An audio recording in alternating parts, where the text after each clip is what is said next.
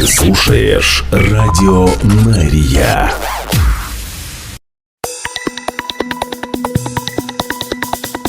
Израильская служба новостей в прямом эфире на Радио Мария. Здравствуйте. Сегодня 10 января. Мы начинаем.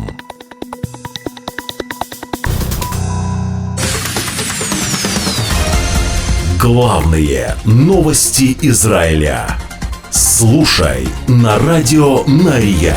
ВВС Израиля за последние 24 часа перехватили 3 беспилотника, запущенных йеменскими хуситами. О пострадавших или повреждениях в результате нападения не сообщалось. Только один из 3 перехваченных дронов достиг израильской территории. Запуски из Йемена произошли через несколько часов после того, как армия обороны Израиля опубликовала данные, в которых подсчитано, что хуситы выпустили уже по Израилю 7 октября 2023 года 350 беспилотников и баллистических ракет. В ходе прошлых атак беспилотники, запущенные из Йемена, проникали на юг Израиля через границу с Египтом или же проделывали длинный путь также через Египет, чтобы достичь Израиля с запада. Армия обороны Израиля опубликовала кадры перехвата одного из 3 беспилотников. Сейчас это видео на ваших экранах. Видеоверсия наших новостей на YouTube-канале Радио Мария. Подключайтесь прямо сейчас.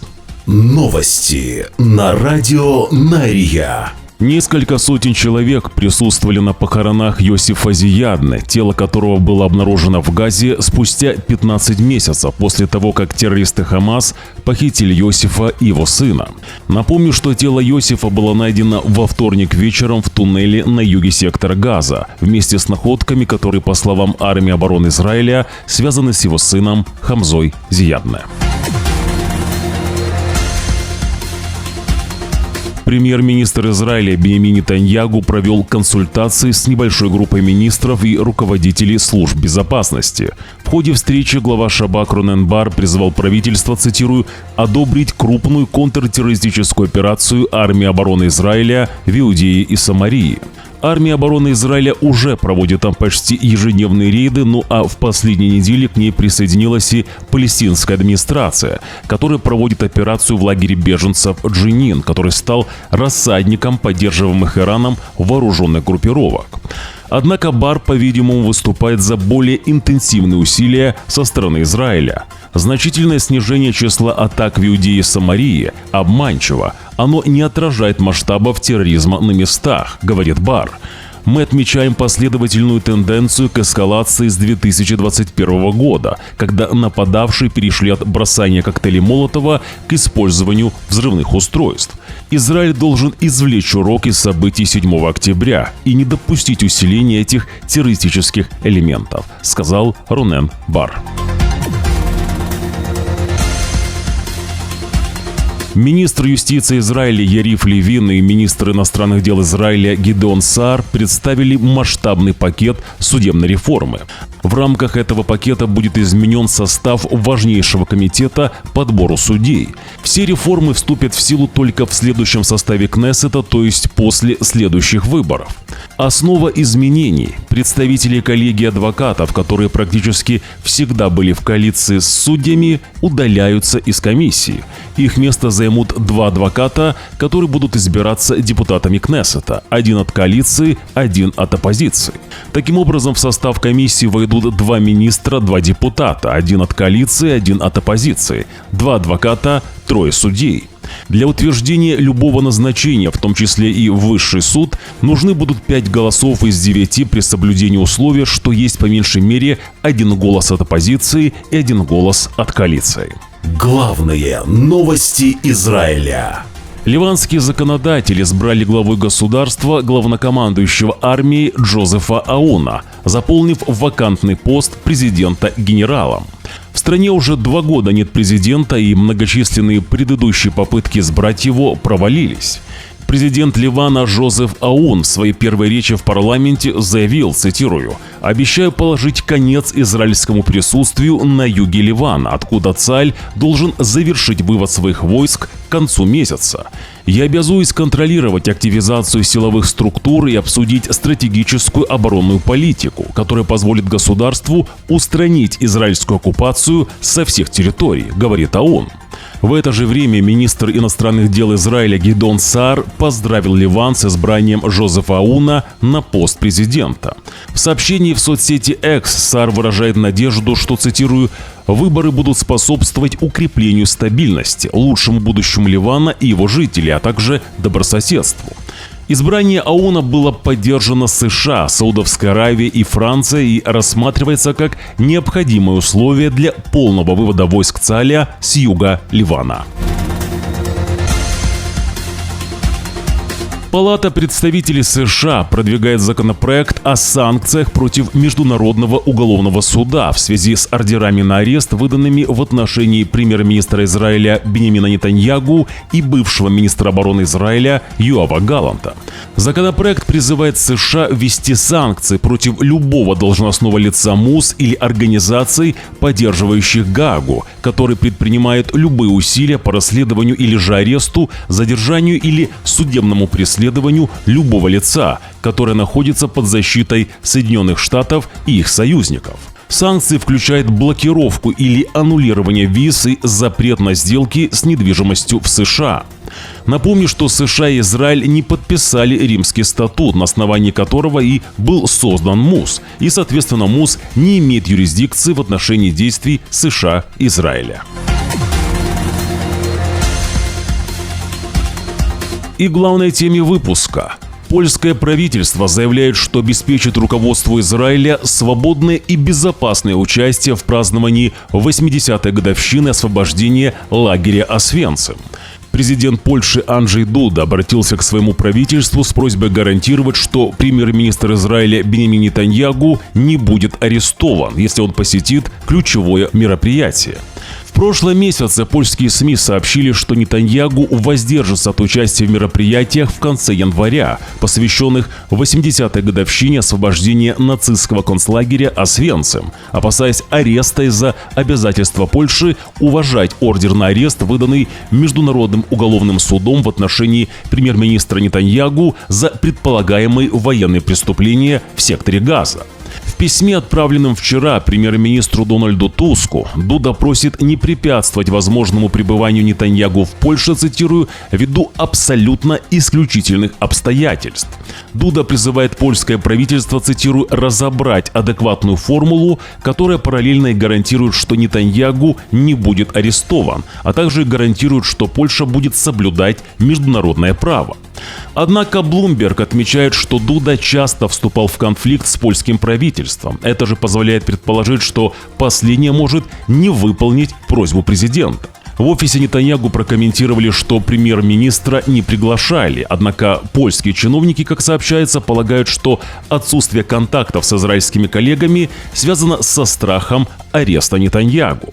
Ну и после сообщения о том, что президент Польши попросил свое правительство гарантировать, что премьер-министр Израиля Биньямин Нетаньягу не будет арестован в Польше, в канцелярии премьер-министра Нетаньягу прокомментировали: «Мы рассмотрим возможность приезда, если получим приглашение. На данный момент этого нет в программе.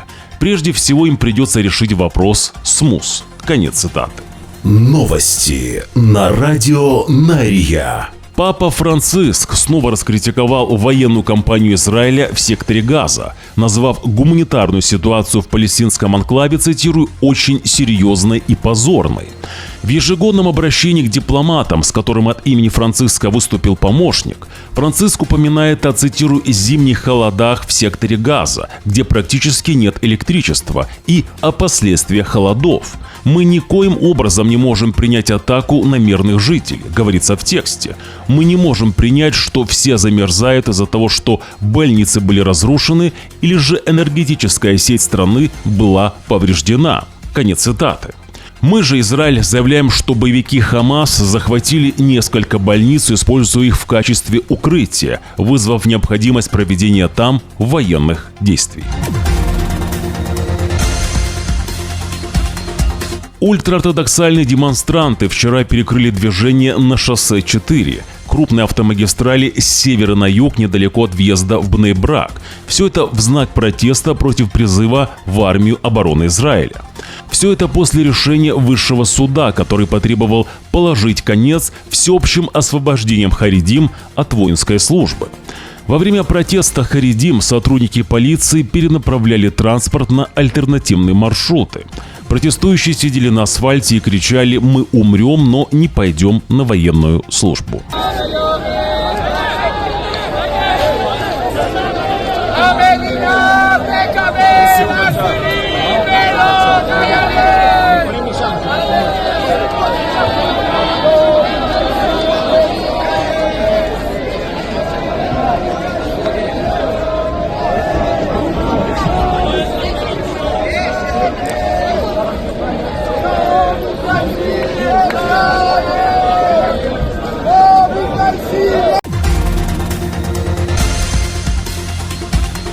Антиизраильские активисты в США обвиняют Израиль в лесных пожарах в Лос-Анджелесе. Цитирую: «Когда налоги США идут на сжигание всего в секторе Газа, мы не можем удивляться, когда эти пожары появляются и тут». Нью-Йоркское отделение антисионистской организации «Голос за мир» в своем сообщении о пожаре пишет: «Вместо того, чтобы вкладывать ресурсы в то, чтобы сделать нашу страну пригодной для жизни, наше правительство вкладывает миллиарды, цитирую, в геноцид палестинцев в секторе Газа, который осуществляет Израиль. Сброс сотен тысяч бомб на Газу, превращение ее в пылающий ад имеет последствия. Есть климатические последствия, которые коснутся всех». Конец цитаты. Сторонники же Израиля в США резко раскритиковали это заявление. Цитирую: «Природа антисемитизма заключается в том, чтобы сделать еврейский народ и еврейское государство козлами отпущения за все, что не так в этом мире, независимо от того, насколько слаба причинно-следственная связь». Новости на радио Нария. В Тель-Авиве шакал схватил за одежду годовалую девочку и потащил ее за собой. Только после того, как няня девочки погналась за шакалом, он отпустил ее. Представители ветеринарной службы муниципалитета Тель-Авива уже встретились с родителями пострадавшей. Они осмотрели место происшествия и доложили о случившемся в управление природы и парков. Шакалы, которые обычно питаются объедками в поисках пищи, стали уже заходить и в жилые кварталы. Горожане же стали подкармливать шакалов сухим кормом для кошек, после чего шакалы уже перестали бояться людей. При этом за последние 25 лет не было зарегистрировано ни одного случая бешенства в Тель-Авиве. Напомню, что вернулся наш официальный телеграм-канал. Там мы публикуем то, что не пропускает YouTube. Подпишитесь уже сейчас. Отсканируйте своим телефоном QR-код на ваших экранах. Также найдите в поиске Telegram «Радио Нария» латинскими буквами. Ссылку на наш телеграм-канал мы оставим и в первом закрепленном комментарии под этим видео. Главные новости Израиля. 80% зрителей видеоверсии наших новостей на YouTube-канале «Радио Нария» смотрят наши новости без подписки. Подпишитесь на нас уже прямо сейчас. Поддержите канал «Радио Нария». Нажмите на кнопку «Подписаться». Также нажмите на палец вверх, если видео вам понравилось, или на палец вниз, если видео не понравилось. Оставьте свой комментарий. Благодарность и нашим спонсорам. Их имена сейчас на ваших экранах.